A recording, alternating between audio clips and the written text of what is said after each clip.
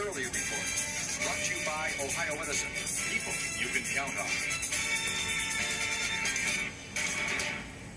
Good evening and welcome. I'm Mark Williamson. At this hour, police now know who the victim is, but have no suspects in the savage weekend murder of a 23-year-old Talmadge woman whose body was found burning on a North Hill Street in Akron.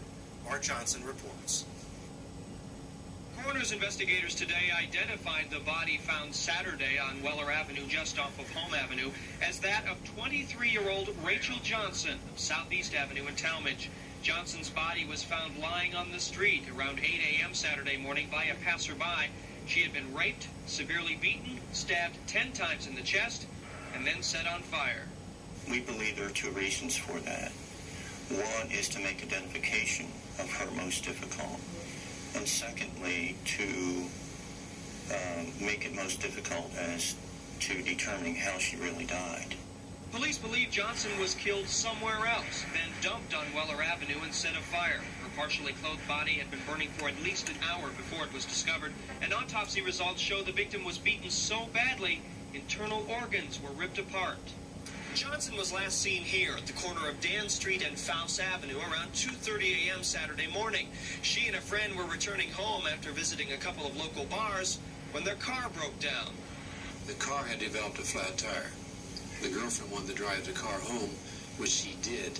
Rachel got out of the car and said she knew someone in that particular area that she was going to go find.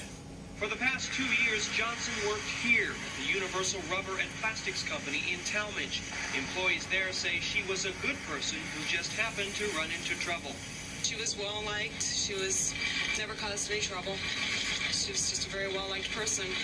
Just caught up with the wrong person this time. Police aren't sure who Johnson was going to meet the night she died or if she ever got there. They're now combing the neighborhoods near where the body was found to see if anyone saw or heard anything. Some fibers found on the body are being examined tonight by the Bureau of Criminal Investigation, and as of now, there are no suspects. We have no idea of her whereabouts from 2:30 on until 7 o'clock in the morning. We find that out, then we should be able to have a suspect. Mark Johnson, 23 Newsday, Akron. And of course, if you can help, call the Akron Police Department. Johnson leaves a 3-year-old daughter. In Star